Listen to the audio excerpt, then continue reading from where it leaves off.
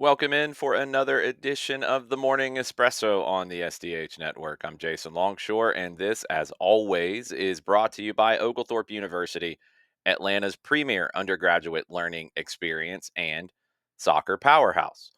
Atlanta United 2 in action last night at Crown Legacy, a 2-2 draw. That's four straight unbeaten for Atlanta United 2.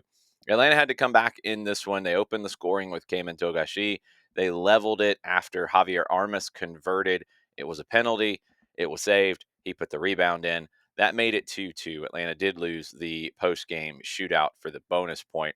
Twos will be back in action on Friday night in Kennesaw as they host Orlando. Lots of things to get into today. We're going to bounce around a little bit. The Gold Cup, the CONCACAF Championship, the 60 player lists, the preliminary rosters were released yesterday. Teams will take from that 60 player list a minimum of 23 and up to 26 players for their roster for the Gold Cup, which starts on June 14th. The USA will be without Weston McKennie, Gio Reyna, and Tim Weah. Juventus and Borussia Dortmund are playing in the Club World Cup. They are not required to release their players for national team duty if they're in the Club World Cup. There are a few other players. Sebastian Berhalter has been one who's been in great form for the Vancouver Whitecaps. He is in the mix. A few other surprises as well. We'll see who makes that final roster as we get a little bit deeper into prep for the Gold Cup. The Lamar Hunt U.S. Open Cup resumes today, round of 16. 15 of the 16 teams left are from Major League Soccer. The one that isn't is the Pittsburgh Riverhounds. They are facing the Philadelphia Union for the first time in a competitive match. That'll be tomorrow night at Subaru Park in Chester, Pennsylvania. In WSL, it was announced yesterday that the Chicago Stars will host defending champions Orlando Pride at Northwestern University's Lakefront Martin Stadium on September 7th. This isn't just an interesting one off either because the Chicago Stars lease at SeatGeek Stadium in Bridgeview that expires at the year's end. The team wants a better stadium. They want to be more in the city. Chicago Fire left Bridgeview and went back to Soldier Field. Chicago Stars might be going to Northwestern. It's reportedly an option, according to Jeff Kassouf of the Equalizer and ESPN. Michelle Kang continues to make noise and make moves at Lyon. She purchased the women's section of the French club Olympique Lyon in 2024.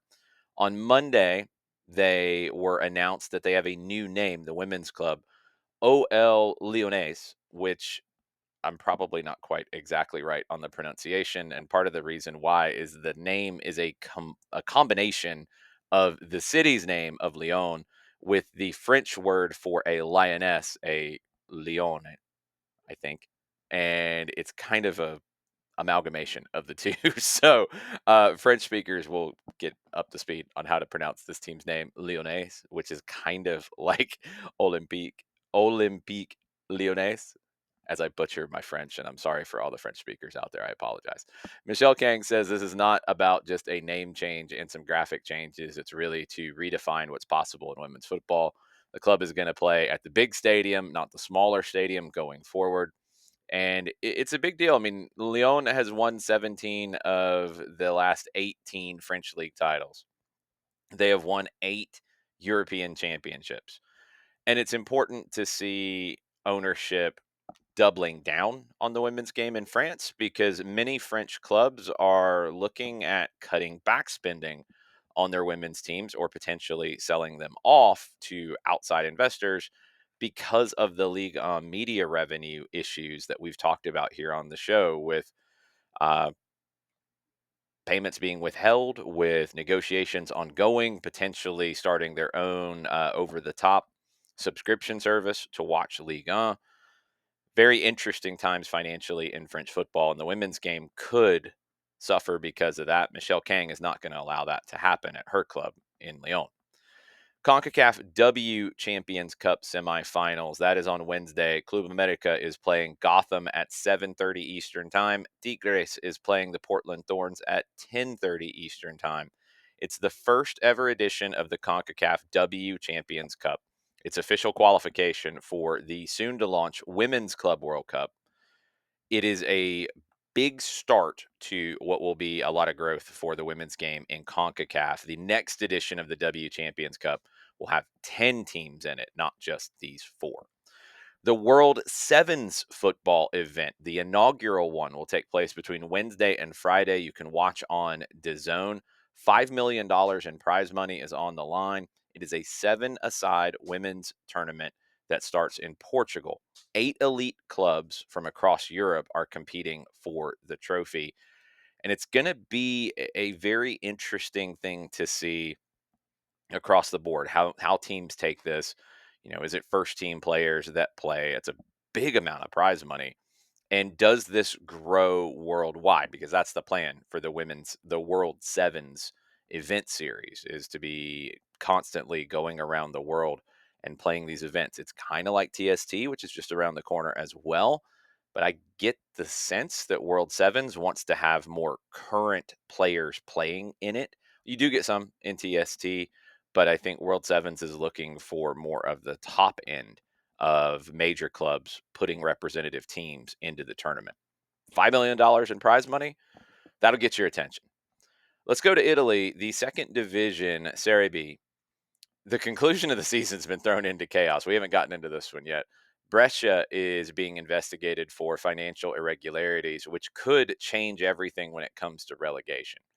On Sunday, 5 days after the conclusion of the season, the Italian football supervisory body, Covisoc, they informed the league of the investigation into Brescia, who could be levied with a 4-point deduction if they are found to have breached the rules. That deduction, which is subject to an appeal, which the club had preemptively said they're going to appeal, that would relegate Brescia. That would hand a playoff reprieve to previously relegated Sampdoria, and it would confirm Frosinone's safety above the playoff spot. It was supposed to be a relegation playoff between Frosinone and Salernitana. That's been postponed. That was supposed to be yesterday. Not going to happen right now. Brescia are subject to the potential points deduction over an irregularity in their payment of salaries and tax contributions in February. 3 teams get relegated from the second division, with the 16th and 17th place teams contesting a playoff to avoid the final relegation spot to the third division. Salernitana was due to host Frosinone in the first leg of that playoff yesterday. That's been postponed. Sampdoria might go into that playoff rather than getting relegated straight away. So they might have a chance to play their way back into the second division. Stay tuned. Welcome to chaos. Brazil and Carlo Ancelotti, this could be welcome to chaos as well. Former Brazilian legend Kaká, he has addressed reports that he's in talks to join Ancelotti's backroom staff. He says he's ready to help his country at the World Cup should he get the opportunity. He said he stopped playing in 2017. Since then, quote, I have wanted to prepare myself. I took sports business courses at Harvard in the United States. I took a coaching course at the CBF, the Brazilian Confederation. I have experience with the national team, the World Cup. If the opportunity arises, I am ready to return to serve the Brazilian national team.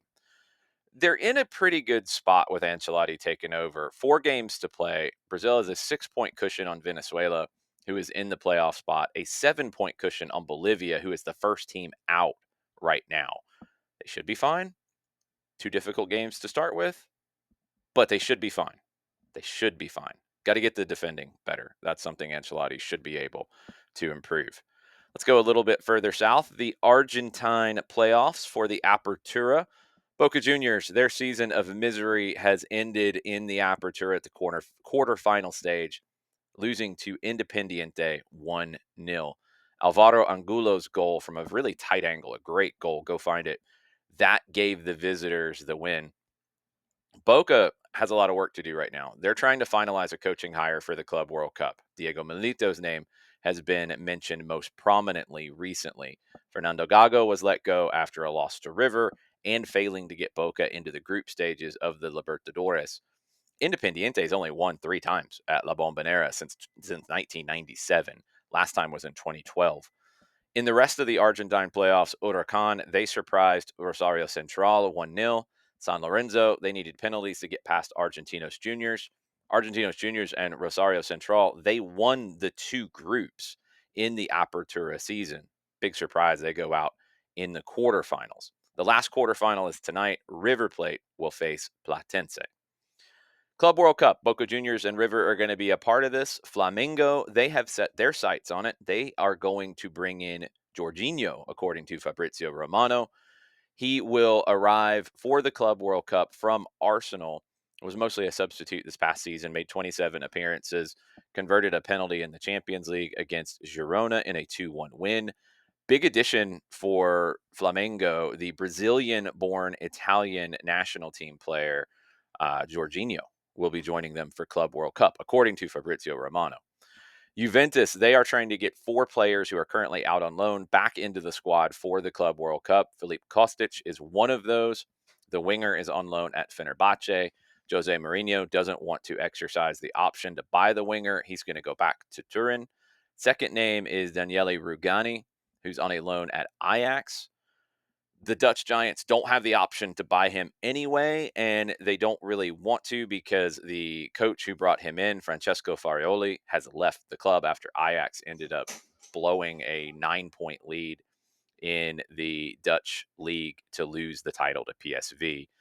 2 more players, Thiago Diallo and Facundo Gonzalez, they were both out on loan at Porto and Feyenoord, respectively. They will be coming back to Juventus for the Club World Cup. Also, in addition to those players, expected to have some players from the second team, the Juventus Next Gen. They will come up for the Club World Cup as well. Inter trying to add Luis Enrique. We've talked about him from Marseille. Looks like the offer is up to 22 million plus add-ons right now. Marseille want 24 million euro. This is according to Gianluca Di Marzio. The deal's getting closer. Inter want to get it done. They don't want a bidding war, and they want the player for Club World Cup. So 2 million and euro is separating it. Can they close that gap? We'll find out.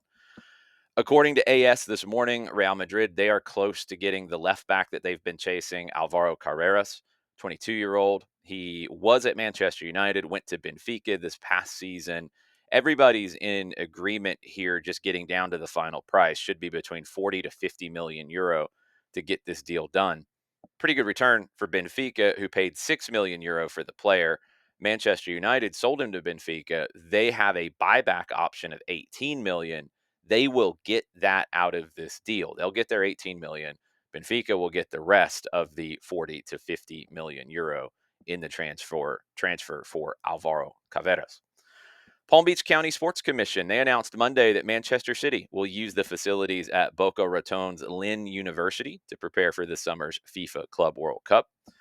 Real Madrid will train in Palm Beach County as well ahead of tournament games at Hard Rock Stadium in Miami Gardens. So we're starting to hear more of that. We know Auckland City will be at the Baylor School in Chattanooga, and we're hoping to get some interviews with our friends from Auckland City ahead of the Club World Cup. Stay tuned for that.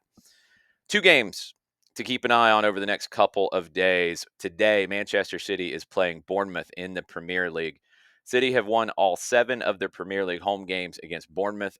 Only Arsenal and Manchester United have a better 100% home win rate against an opponent in Premier League history. Arsenal's won 10 against Stoke. Crystal Palace is playing Wolves as well. Palace have won 6 of their last 8 league games with Wolves, who have now lost 2 straight games. They'd been on a winning streak that has ground down to a halt. Wednesday, game of the day, Europa League Final, Manchester United and Tottenham. The winner gets into the Champions League next season. Sorry, Tottenham Hotspur. They want to be referred to as Tottenham Hotspur now, or Spurs. The winner gets into the Champions League next season. The loser, not in Europe next season. Manchester United, 16th out of 20th. Tottenham, 17th out of 20th. This is crazy. The 16th and the 17th place teams in the Premier League, one of them is going to get into the Champions League next year via the Europa League. Kieran Maguire, the football finance expert, says for Manchester United, financially, it is the most important match in the club's history. It could generate over 100 million pounds from tickets, broadcast money, sponsor bonuses, etc., etc. 4 home games would be guaranteed in Champions League. Maguire estimates there could then be an additional 30 to 40 million pounds if United go deeper into the competition. Spurs obviously would make this kind of money too, and they need it. But here's the difference. Spurs recorded an annual loss of 26 million pounds last year. Not good, but generally they are making money or breaking even, a little bit below that in the past year. Manchester United's deficit was 113 million pounds. Total losses over the past 3 years for Manchester United, 300 million pounds.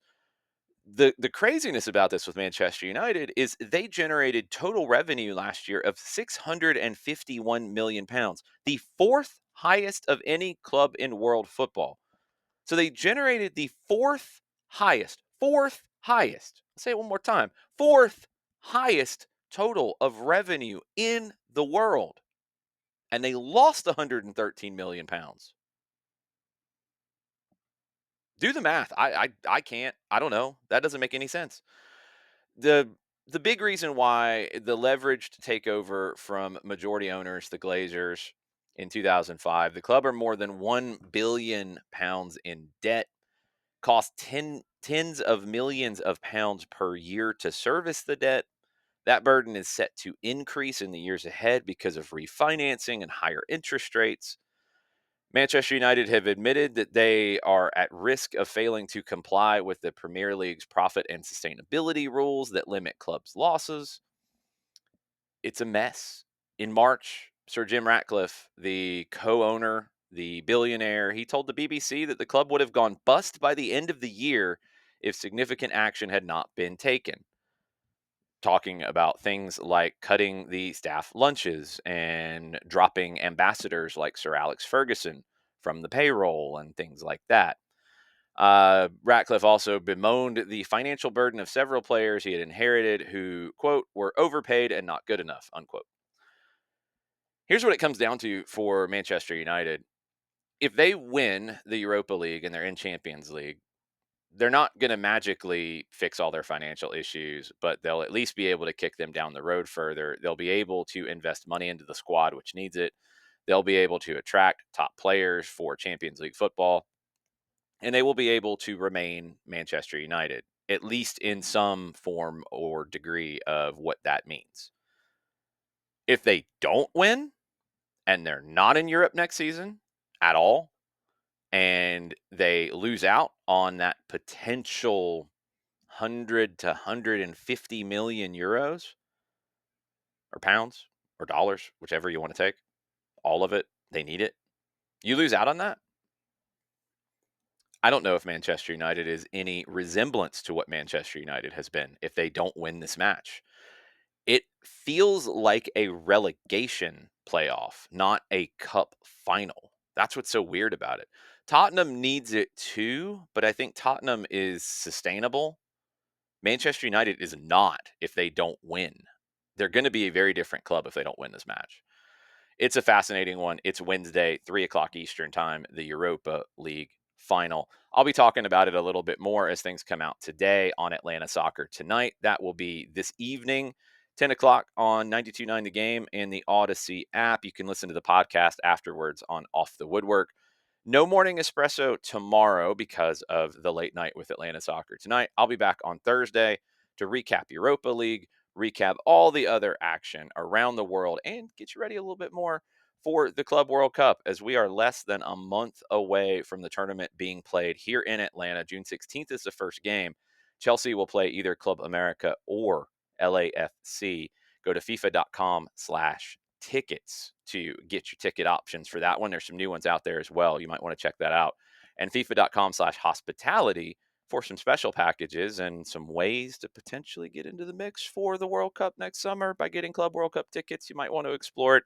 FIFA.com/tickets and FIFA.com/hospitality.